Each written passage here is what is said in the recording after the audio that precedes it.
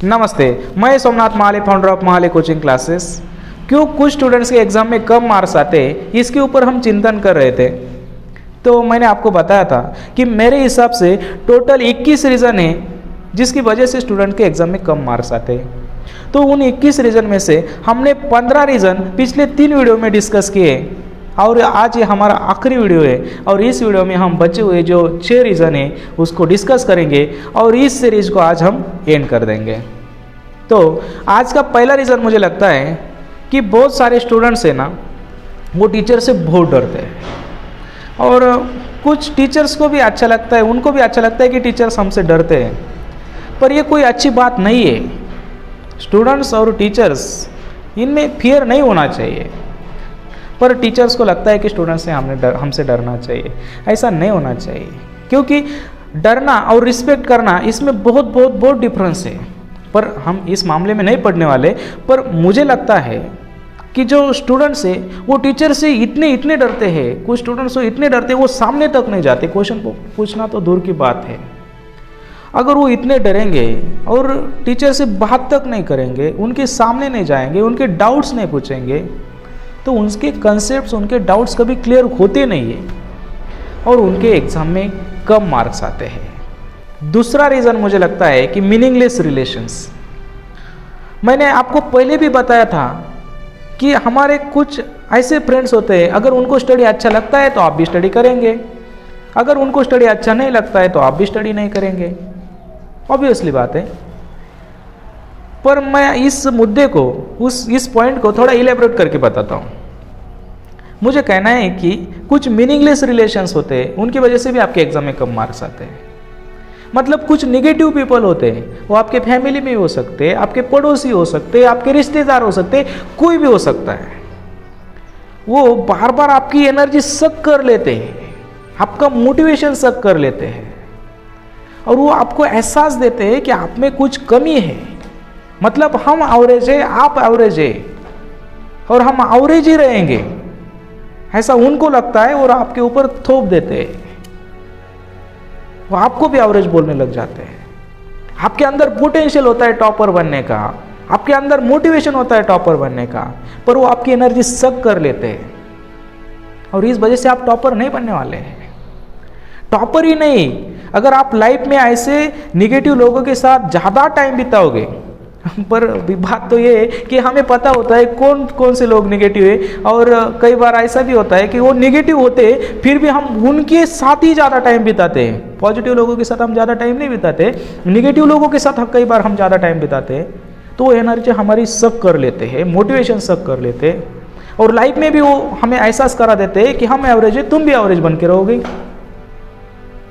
तो स्कूल में भी ऐसा ही होता है कि रिश्तेदार होते, पड़ोसी होते, घर वाले होते, वो आपको बताते हैं कि आप एवरेज पैदा हुए हो और एवरेज ही मरोगे। ज़्यादा लैंग्वेज थोड़ी कठिन हो रही है, पर निगेटिव लोग आपको आगे नहीं बढ़ने देंगे। और ये दूसरा रीज़न है कि बहुत सारे स्टूडेंट्स के अंदर पोटेंशियल होते हुए भी वो टॉपर नहीं बन पाते, उनके अच्छे मार्क्स नहीं आते हैं। ये जो बातें मैंने अभी डिस्कस की ना, ये मेरे पर्सनल ओपिनियन है, इसके ऊपर चिंतन करिए। या आपको समझ आती है तो इसे इम्प्लीमेंट करिए, नहीं समझ आती है तो इसे बिंदास रिजेक्ट कर दीजिए, कोई बात नहीं। तीसरा रीज़न मुझे लगता है कि वो पब्लिकली टाइम का यूज़ करते हुए शर्माते हैं। मतलब कैसे? अगर क्लास भरने से पहले उनके पास अगर 10 मिनट है और स्कूल भरने से पहले अगर उनके पास आधा घंटा है, तो उस आधा घंटे में वो कुछ नहीं पढ़ेंगे। कभी कभार उनका मन करता है कि कुछ पढ़ लेते हैं, कुछ देख लेते हैं, आज क्या पढ़ेंगे उसकी थोड़ा देख लेते हैं, कल क्या पढ़ा है उसकी थोड़ी रिवीजन कर लेते हैं। उनका मन करता है थोड़ा सा देख लेते हैं, पर वो उस टाइम में कुछ स्टडी नहीं करते। क्यों नहीं करते पता है? क्योंकि उनके लगता है बाकी लोग क्या कहेंगे, बाकी स्टूडेंट्स क्या कहेंगे। वो बोलेंगे हाँ इतना होशियार हो गया है, वो 10 मिनट में भी पढ़ रहा है। तो इस डर की वजह से वो पब्लिकली टाइम का यूज़ नहीं कर पाते। और मैं तो बोलता हूँ ना, लोग बोलते हैं कि जो कुछ टॉपर्स है वो बोलते हैं कि 5 मिनट का डिस्ट्रैक्शंस भी आपको टॉपर बनने से रोक सकता है। पर मैं इसके आगे बोलूँगा, 5 सेकंड्स का डिस्ट्रैक्शंस भी 5 सेकंड्स का डिस्ट्रैक्शंस भी आपको टॉपर बनने से रोक सकता है। तो आपको टाइम का यूज करना है, सही यूज करना है। अगर क्लास भरने से पहले आपके पास 5 मिनट से, तो उस 5 मिनट में कुछ ना कुछ देखो, समझो क्या चीजें, क्या कंसेप्ट है, क्या पढ़ने वाले या क्या पढ़ के आए हैं। स्कूल भरने से पहले भी ऐसा ही करो, 1-1 मिनट का यूज करो। अगर आप ऐसे करोगे ना तभी 95% तक पहुंचोगे, नहीं तो नहीं पहुंचोगे। तो टाइम का पब्लिकली टाइम का यूज़ करने में कभी शर्माना नहीं है आज के बाद। चौथा रीज़न मुझे लगता है कि वो सिलेबस को कब तक ख़त्म करेंगे, इसके बारे में, इससे रिलेटेड उनके पास कोई डेडलाइन नहीं होती है। कब तक ख़त्म करेंगे इसके बारे में उनके पास कोई जवाब नहीं होता है। क्यों नहीं होता है? क्योंकि इतना बड़ा सिलेबस होता है और वो देखते इतना सिलेबस है और वो फिर पढ़ते भी नहीं और डेडलाइन भी नहीं रखते हैं। तो एक वाक्य है, एक सेंटेंस है कि अगर आपको हाथी खाना है तो आप कैसे खाओगे? पीस पीस करके। नहीं सर, हम तो वेजिटेरियन है। ठीक है, तो वो बोलते हैं ना, वो गुड़ की जो भेली होती है, क्या क्या बोलते हैं, गुड़ की जो भेली होती है, अगर इतनी बड़ी भेली है, अगर आपको बोला जाए कि 1 दिन में ख़त्म करो, क्या करोगे? नहीं करोगे। पर अगर आपको बोला जाए कि 1 महीने के अंदर उसे ख़त्म करो, तो क्या करोगे? बिल्कुल करोगे, क्योंकि आप उसे चंक में डिवाइड करोगे आप। तो स्टडी को भी ऐसा ही करना है। इतना सिलेबस है तो इससे डरना नहीं है, उसको चंक में, पार्ट में डिवाइड करो, तो आपको पता चलेगा 1 महीने में कितना कवर करना है, 1 वीक में कितना कवर करना है, 1 दिन में कितना कवर करना है, और फिर दिन में जितना कवर करने की जरूरत है उसे खत्म करो बस। तो आपका सिलेबस 3 महीने 4 महीने, जितना टाइम आपको डेडलाइन चाहिए तब तक वो खत्म हो जाएगा। तो आज के बाद स्टडीज इतना सिलेबस है तो उसे डिवाइड जरूर करो कि कब तक आपका कितना सिलेबस खत्म होने वाला है, और उसके हिसाब से आज मुझे क्या कंप्लीट करना है, आज मेरे पास क्या टारगेट है दिन का, उसे कंप्लीट करो बस। ज़्यादा लोड लेने की ज़रूरत नहीं है। 5वां रीज़न मुझे ये लगता है कि जिस दिन उन्होंने कुछ पढ़ा है उसी दिन वो उसे रिवाइज नहीं करते। तो स्टडी ये कहती है कि अगर आपने कुछ पढ़ा है और उसे आपने विदिन 24 आवर्स 24 घंटे से पहले आपने अगर उसे रिवाइज नहीं किया है तो वो चीज़ आपसे दिमाग से निकलने लग जाती है।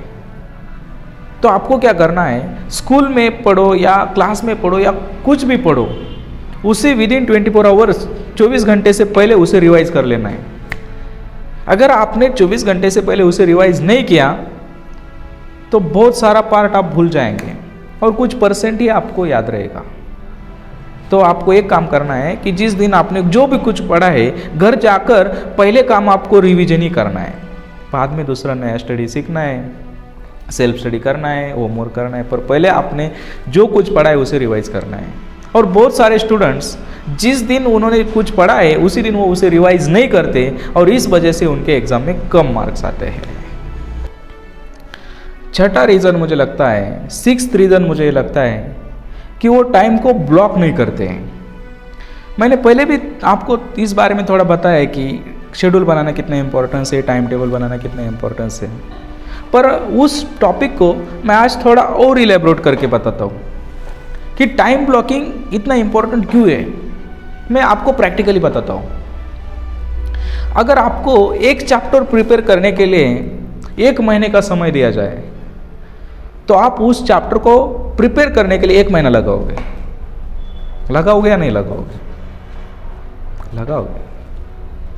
पर अगर आपको उस चैप्टर को कंप्लीट करने के लिए, प्रिपेयर करने के लिए 2 वीक दिए जाएंगे तो आप यकीन मानो कि आप उस चैप्टर को 2 वीक में ही कंप्लीट करेंगे। आपको 2 वीक की जरूरत नहीं पड़ेगी। 2 वीक में आप बहुत अच्छे से उस चैप्टर को प्रिपेयर कर लेंगे।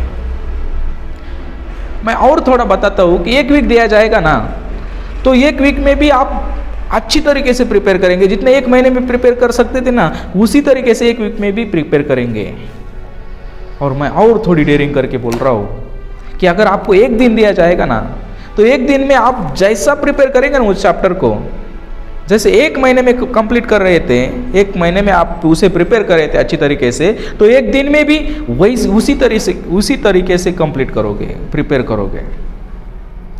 और मैं और थोड़ा कम करता हूँ टाइम। अगर आपको 3 घंटे दिए जाएंगे ना, तो 3 घंटे में भी आप बहुत अच्छी तरीके से उसे कंप्लीट करोगे। अब उससे कम नहीं आएंगे आप, पर मुझे बताना ये है आपको कि आप जितना टाइम दोगे ना, उसी टाइम में वो चीज़ कंप्लीट हो जाती है। ये बहुत बड़ी बात है, इसे समझने की ज़रूरत है। आप किसी चीज़ के लिए जितना टाइम डिवोट करोगे ना, उसी टाइम में वो चीज़ कंप्लीट होने भी लग जाती है। तो आपको टाइम ब्लॉक करना बहुत बहुत ज़रूरी है। किस चीज़ के लिए कितना टाइम देना है उसे फिक्स कर लो बस, और उसे शेड्यूल बनाओ और उसे फॉलो करते रहो, तो आपकी हर चीज़ टाइम टू टाइम कंप्लीट होती जाएगी। अगर आप ऐसा नहीं करोगे तो आप खेलते रहोगे तो खेलते ही रह जाओगे, पढ़ते रहोगे तो पढ़ते ही रह जाओगे, हिस्ट्री पढ़ोगे तो हिस्ट्री पढ़ते रह जाओगे, सोते तो सोते ही रह जाओगे। तो आपको क्या करना है, टाइम को ब्लॉक करना है, अच्छी तरीके से शेड्यूल बनाना है, टाइम टेबल बनाना है, और उसे पूरी मेहनत से, पूरी शिद्दत से उसे क्या बोलते हैं, उसे फॉलो करना है। तो आज हमने ये जो सीरीज है इसे कंप्लीट किया है कि क्यों स्टूडेंट्स के एग्ज़ाम में कम मार्क्स आते हैं। तो मेरे हिसाब से मैंने 21 रीज़न से उसे डिस्कस किया है। अगर उस रीज़न्स पे आप ज़रूर विचार करें।